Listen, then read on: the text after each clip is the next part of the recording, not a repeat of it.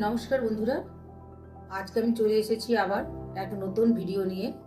তো এর আগে আমরা শিখেছি যে আমরা কিভাবে একটি স্বনির্ভর দল গঠন করব আর কিভাবে আমরা কি কি ডকুমেন্টস লাগবে একটা ব্যাংকের অ্যাকাউন্ট খুলতে, কিভাবে আমরা যে সেই ব্যাংকের অ্যাকাউন্ট খুলব আমরা এর আগে দেখেছি। তো আপনারা দেখছেন আমার ছোট্ট YouTube channel Babita official SSG. তো আপনারা সঙ্গে থাকুন। আজকে আমি যেই ভিডিওটা আপনাদেরকে দেখাবো সেটা হচ্ছে আমাদের স্বনির্ভর গোষ্ঠীর কতগুলো খাতা আছে এবং সেই খাতাগুলো আমরা কিভাবে সারবো আর আমরা যে কিভাবে চললে বা কি কি নিয়ম মেনে চললে আমাদের দলটা খুব ভালোভাবে, স্বনির্ভর গোষ্ঠীটা আমাদের খুব ভালোভাবে চলবে।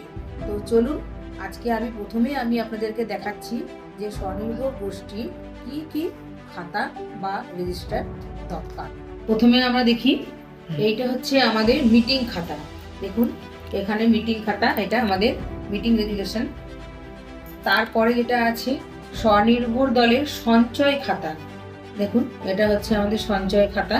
এগুলো একটু আপনারা নোট করে রাখবেন যে স্বনির্ভর দলের কি কি রেজিস্টার বা খাতা আমাদের মেনটেন্স করতে হবে।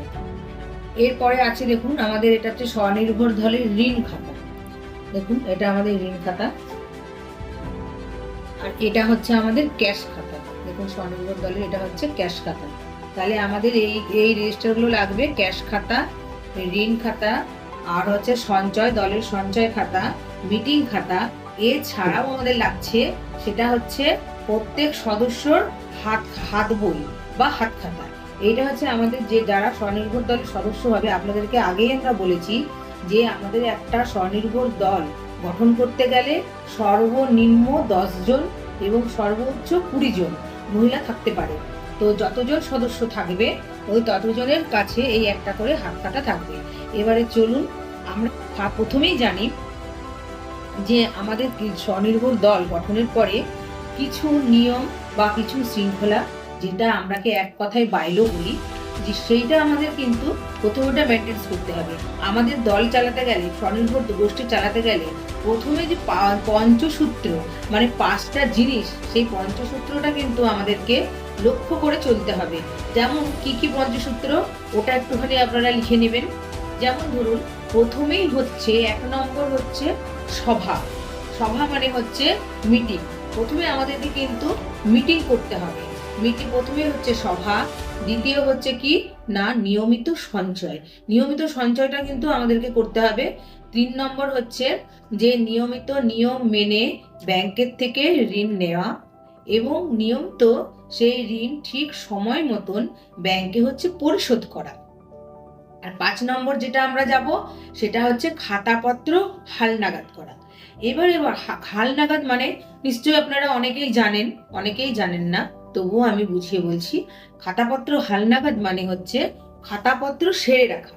তো আমরা কিন্তু দলে বসেই, আমরা যখন মিটিংয়ে বসবো সভায়, তখন কিন্তু আমরা দলে বসেই কিন্তু আমরা খাতাপত্র কিন্তু সেরে রাখবো, মানে আপডেট করে রাখবো। তাহলে এবারে চলুন দিয়ে আমরা আপনাদেরকে, দেখুন বন্ধুরা, প্রতি বছর কিন্তু এখন স্বনির্ভর দলের অডিট চালু হয়ে গেছে, যার জন্য আমাদের কিন্তু খাতাপত্র অতি অবশ্যই আমাদের কিন্তু আপডেট করে রাখতে হবে এবং সেটা আমরা মিটিংয়ে বসেই করব। তো বন্ধুরা, আপনাদেরকে একটা কথা বলি যে আমাদের কিন্তু এসএসজিতে সবথেকে গুরুত্বপূর্ণ যেটা, সেটা হচ্ছে কিন্তু সভা বা মিটিং, যেটাকে আমরা এক কথায় বলছি। দলের যদি আমরা মিটিং বা সভা আমরা না করি, তাহলে কিন্তু দলের মানে পরের আমরা দেখেছি যে অনেক দলে অনেক রকম অনেক বিভিন্ন বিষয় নিয়ে সমস্যা উঠে আসে। তাই আমরা আজকে একটু আলোচনা করব যে আমাদের নিয়মিত যাতে আমরা সভাটা কিভাবে আমরা করতে পারি। দেখুন, নিয়মিত আমরা যদি সাপ্তাহিক সভা করি, সপ্তাহে একটা করে মিটিং করি, 4টা করে মিটিং যদি আমরা করি, তাহলে কিন্তু দেখবেন আমাদের দলের ভিতরে কোনো সমস্যাই নেই। কারণ ওটা হচ্ছে সবার মধ্যে একটা আলোচনা করে আমাদের একটা কাজ করা বা একটা আমাদের প্রজেক্ট করা, একটা স্বনির্ভর হওয়া, সেটা যেরকম একটা মানে খুব ভালো দিক। ঠিক আছে? তো অনেকেই আমরা আছি যে আমরা হয়তো সপ্তাহে সভা করতে পারি না বিভিন্ন কাজের চাপে। তো তাদেরকে আমি অতি অবশ্যই বলবো অন্তপক্ষে 15 দিন ছাড়া 2টো করে অন্তত সভা আপনাদেরকে করতেই হবে। তো দেখুন আমরা কি কি সভা ডাকতে পারি। একটা বিশেষ সভা, জরুরি সভা, নিয়মিত সভা আর যে বার্ষিক সভা, আমাদের চার রকম আমরা সভা কিন্তু আমরা ডাকতে পারি। আর আমরা অনেকে জানি যে স্বনির্ভর দল থেকে যেসব লোনগুলো আমরা পেতে পারি সেই সব লোনগুলোর বিষয়ে একটুখানি বলে দিই। প্রথমে হচ্ছে চাষবাসের জন্য কৃষি লোন, আপনার ক্ষুদ্র এবং মাঝারি ব্যবসার জন্য উদ্যোগে আমরা লোন পেতে পারি, যেটাকে আমরা MSME বলছি, সেই লোন পেতে পারি, মানে মিনিস্ট্রি অফ মাইক্রো ও small in medium enterprise loan পেতে পারি। শিক্ষা ঋণ পেতে পারি, স্বল্পমেয়াদী ঋণ ও মধ্যমেয়াদী বা দীর্ঘমেয়াদী ঋণ, শস্য ঋণ, পশুপালনের জন্য ঋণ, আর আমাদের সিসি লোন যেটা ক্যাশ ক্রেডিট সেটা তো আমরা আছেই, সেটা তো আমরা প্রত্যেকেই জানি। আর এছাড়াও আমরা সিআইএফ থেকে, সংঘ সমবায় যে সিআইএফ আছে সেই সিআইএফ থেকেও কিন্তু আমরা লোন পেতে পারি। তো আজকের মতন এইটুকুনি।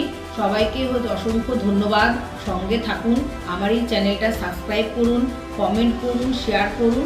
আপনাদের যদি আরও কিছু জানার থাকে তাহলে আমাকে কমেন্ট করে জানান, আমি তার ওপরেই আবার আপনাদের জন্য আমি ভিডিও নিয়ে আসব।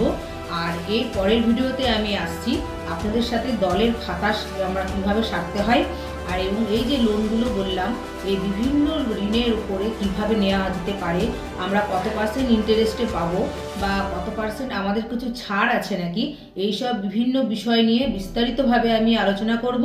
তো সাথে থাকবেন। তো আজকের মতন এইটুকুনি। নমস্কার।